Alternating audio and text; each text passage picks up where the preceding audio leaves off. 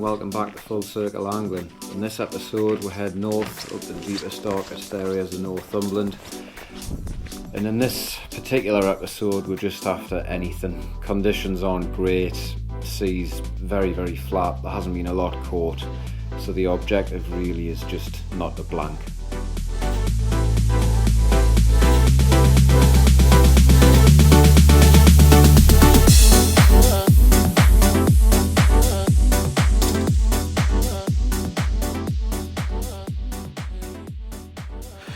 Right, I'm going to do with this bait. I've got a couple of yellows and little frozen peeler, so first thing I'm going to do with these yellows though, that I like to do, you don't have to do it, just personal preference, I like to just gut them essentially, give them a little whack. And then what you find is you get a really firm, tough bait, and the fish have got to bite a lot harder to get them. You can just nip the tails off and you get a lovely, I don't know if you can see that, it's like a muscle contraction, really lovely firm bait, and that's ever so easy to just get up onto your hook like that. Get the next one, just nip that tail off. Then all I do with these, I just nip that through there like that. Get me crab. I'm sitting the wrong way around to do this, aren't I? Get me crab, my little trusty elastic, and all I do, bind that all together. Then I like to just get the worm that I haven't hooked threaded at the line, double it back on itself, just to make everything quite nice and compact. Push that down a little bit, a bit of tail can just nip off. Then in my bait stop, just push that up a lug, just down a bit like that. I've got a lovely scenty bait, and I did have a bit of cart left over, a bit of wing, so rather than that going to waste, absolutely no harm in getting that lashed on as well. Now I have it, look at that, perfect cod or coley bait. I'm not expecting miracles tonight, definitely not, because it's not a bad size tide, it's about 1.2 metre ebb on the tine scale. But there's a tiny bit of colour in the water, but it's far from ideal winter cod conditions. But to be fair, it's quite a nice night to be out. It's probably about 6-7 degrees, there's not a lot of wind. It's absolutely pitch black out here at night. There's quite a bit of cloud cover, so there was a bit of moonlight before when I started, but that's all gone now, so it really is absolutely pitch black out here, so hopefully none of my lights fail.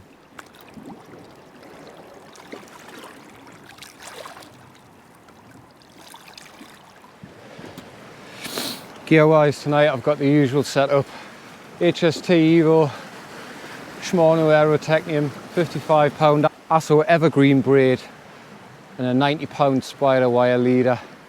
I always like to use, when I'm using braid, because I don't use like 80-90 straight through, just personal preference, and because of that I like to use a heavier leader. It just gives us a bit of abrasion resistance at the bottom end, so it generally works. And as I say, when I use those 6.0 Aberdeens, well 4 or 6.0, generally 4s, but the strength of the braid just tends to allow you to bounce them out, and I never usually run into any problems. So I've moved down to these, the tide's dropping all the time, I've got about another 40 minutes, so these rocks here are lovely because they're all just covered in barnacles, so there's loads of grip. I'm not slipping all over like I was up there, so it's only got a couple of lug on this one. Probably going to wind it in shortly because it's been out a while, I haven't had any interest, but I'm going to get a little bit further out onto this spit and probably cast it again. I think I'll probably go for a bit of distance. I think on nights like this, if you can get into deeper water, it's probably not a bad thing when there's not much sea movement, so we'll try that.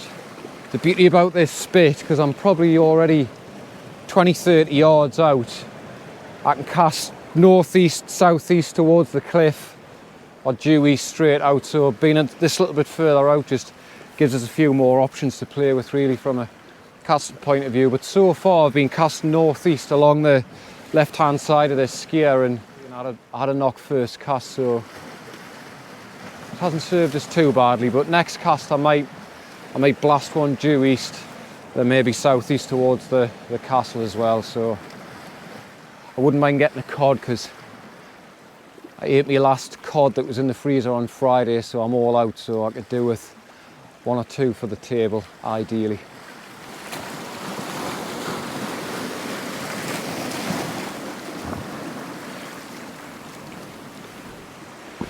Right, this one's been in about 20 minutes.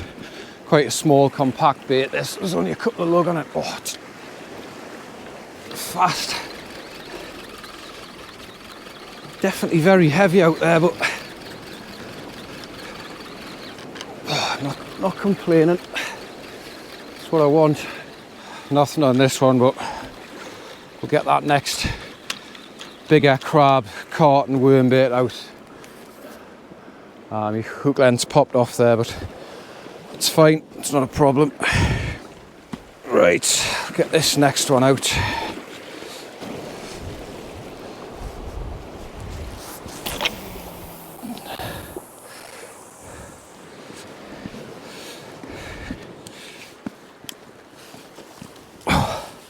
Look at that, how's that for convenience? Right, we've gone a bit further. As I say, a bit further that way, kind of almost further towards the direction of the end of the point there. So let's just see what we can pull out. Just taking that slack up just while it gets itself settled on the bottom. As I say, it's really, really heavy around here, but that's why the fish are there.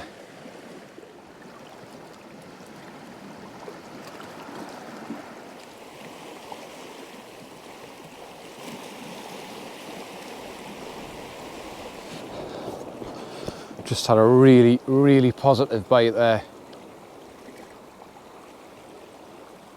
Best knock of the night, that. Yep, I think there's some in there. Come on, one more knock. That was a really good bite, that.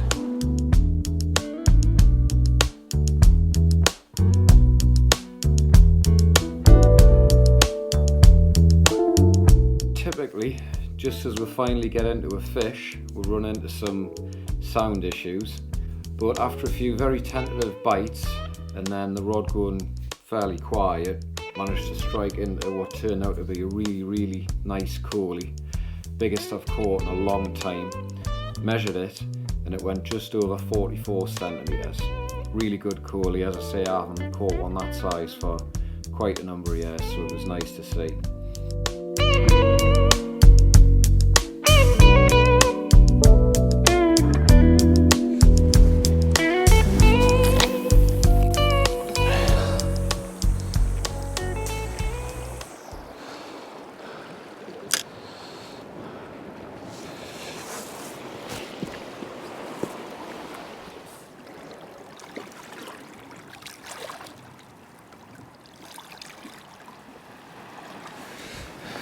What I've decided I'm going to do with this next hook length, and if you've watched a lot of the videos, you'll know that I'm quite a big fan of just using a single 4-row Viking. I don't know if you can see that, because it's quite a strong, decent hook, but you can still bend it out.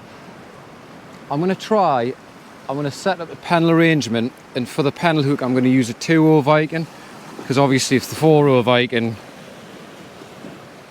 bends out, then the 2-row definitely will. Not, I just use 4 or 5 turn grinner, depending on the diameter of your mono. A little bit of lubrication, and I'm just going to use.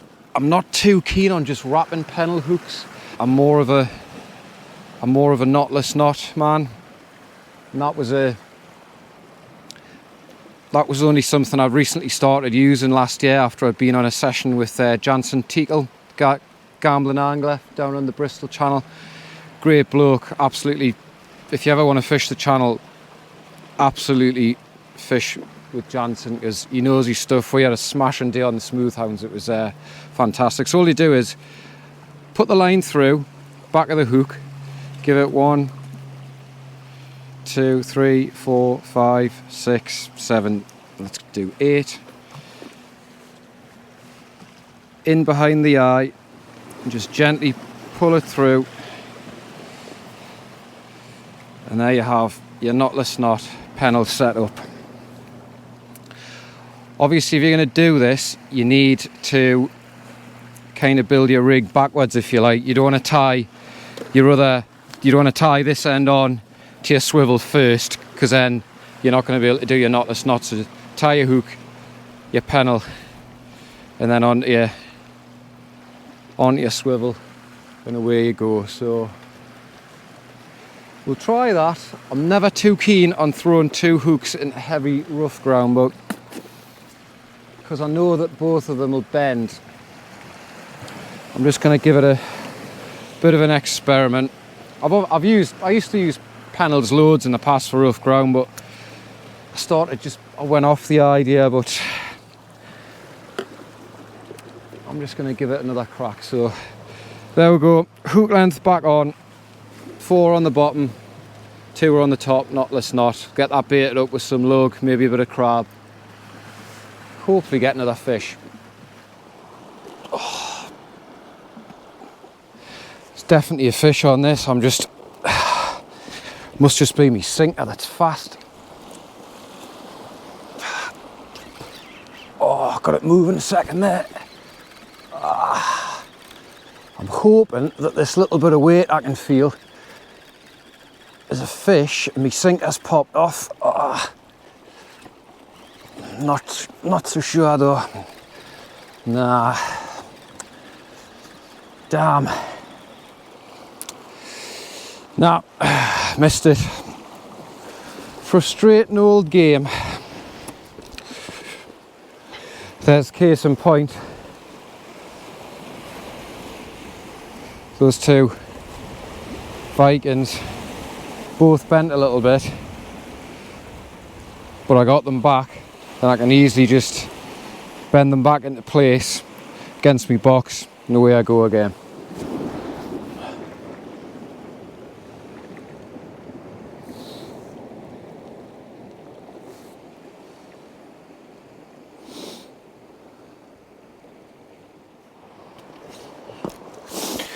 Right, got a straight crab bait on that one. It's 20 to 8 now, so the tide's definitely starting to push in. So I'm just going to see what the flood brings. I'm going to give it probably maybe another hour and a quarter, something like that. It's Sunday night, so I've got work and I've got an hour drive back to Newcastle as well. So unless the fish really come on strong, which to be fair is unlikely, I'm probably going to get away from here at about 9. I think shortly I'm going to get pushed off this more comfortable patch as well, so we back up to that tricky area. But give it maybe 3 more casts, see if we can pull out another fish. I'm a bit gutted about that last one. It was a really positive knock, but it's very, very heavy going out there, and you win some, you lose some, I suppose. A lot of slack here. I don't know if I found a bit of a clearer patch or what.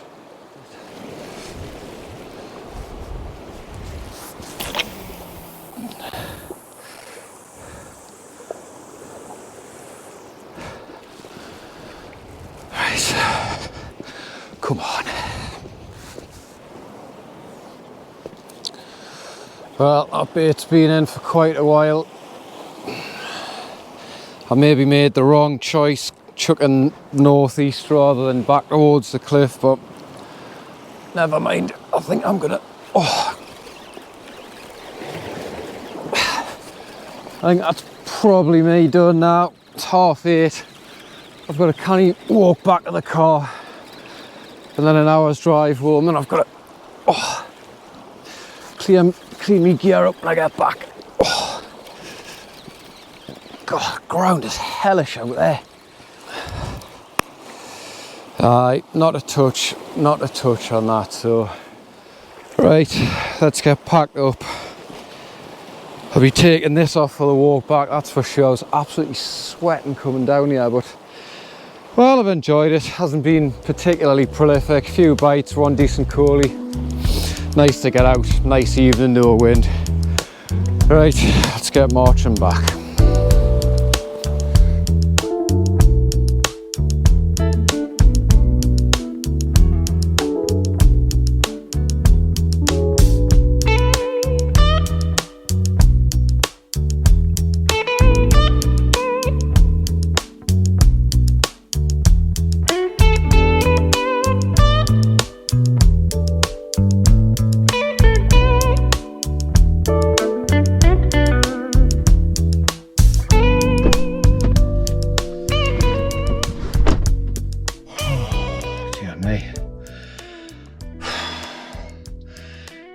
You get my breath back before I start speaking. Oh God, that walk feels longer when you're coming back.